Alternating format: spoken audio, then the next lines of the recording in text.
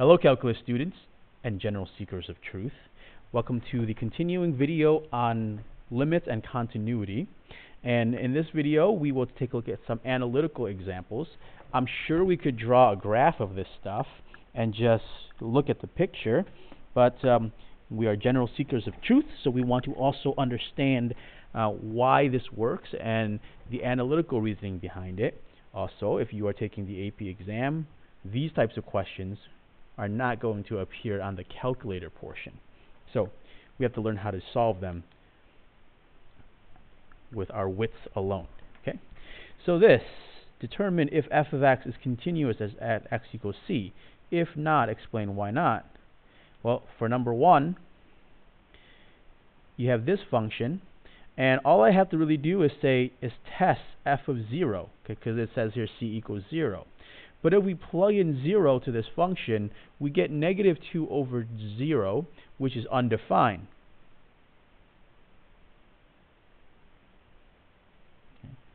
Thus,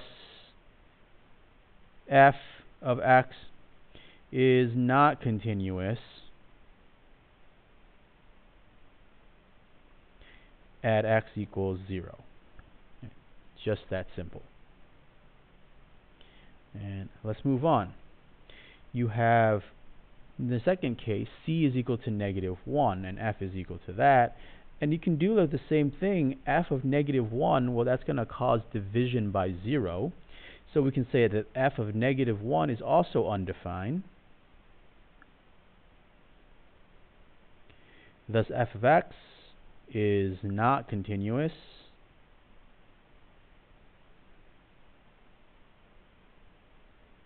at x equals negative 1 in this case. Okay. So those are a couple of the easier cases. Now, just because they're easier cases doesn't mean that they're useless cases. What this goes to help us see is that it's very easy to test and see why something is not continuous. It's a little bit harder to actually determine if something is continuous. Now, looking at 3,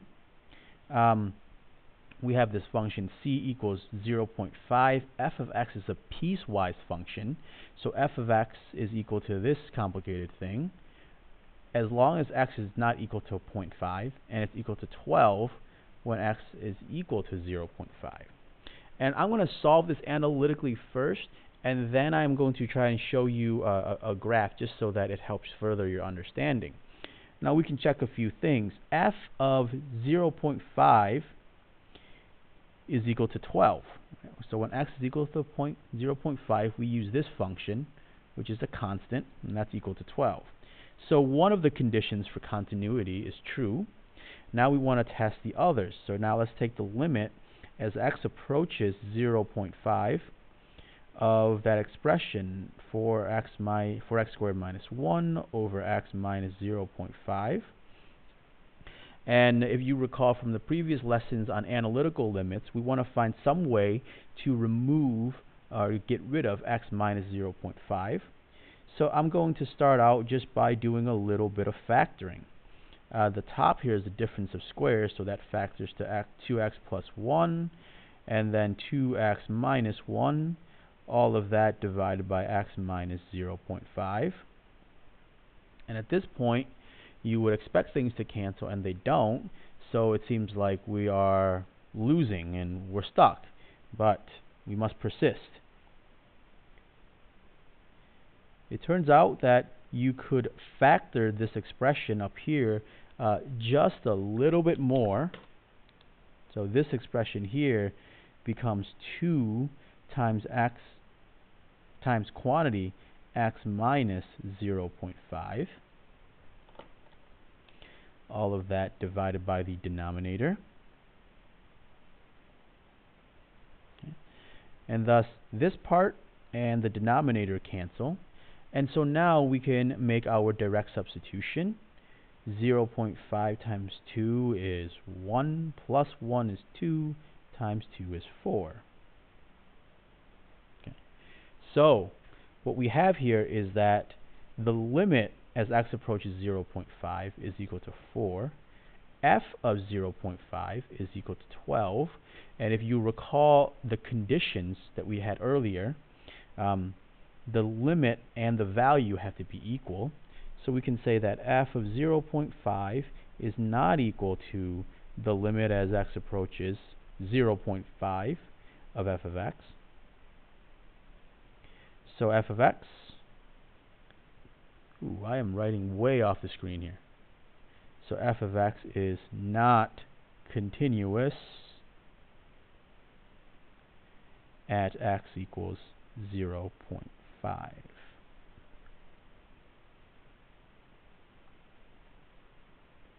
Now, what I'm going to do is draw you a rough sketch of this just so you can see what the graph looks like, and I'll walk you through the process of this as well. So let's see. Here's our graph.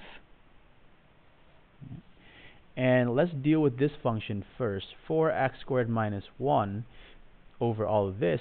But you can see that it really reduces down to 4x plus 2. Right? So we really have 2x plus 1 times 2, so that's really 4x plus 2. So what that tells me is that this graph is really a graph with a y-intercept of 2 and a slope of positive 4.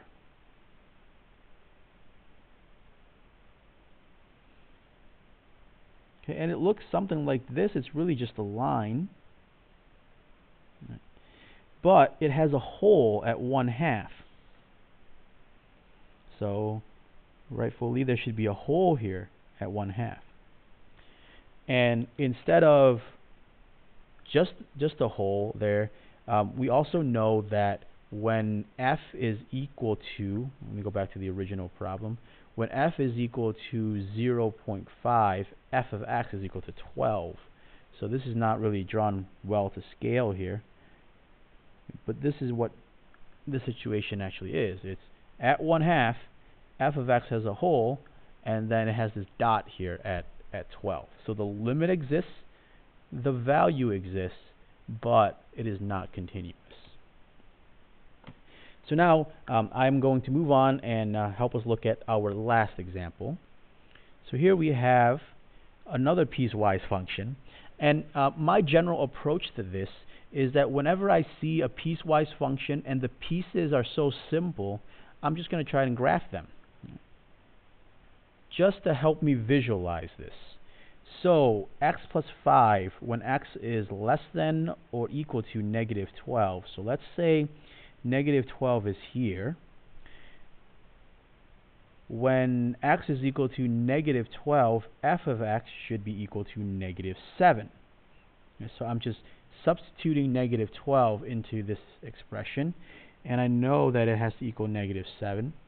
And this graph here, if you see, is just a line with a slope of 1. So, and now I'm estimating here. So approximately, it looks something like that. Right? And starting at negative 12 and going to the right, when x is greater than negative 12, it follows this function, 2x minus 1. Well, when you substitute negative 12 in here, what you should get, and my picture isn't big enough here, is negative 25. So let's check that again.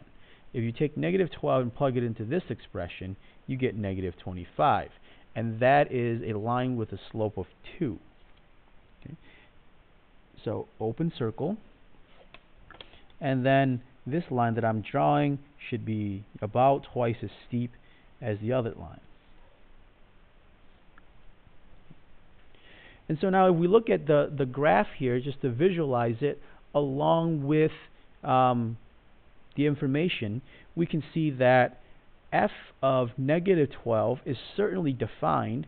F of negative 12 is equal to negative 7. However, the limit as x approaches negative 12 of f of x does not exist. Therefore, the function is not continuous at this point.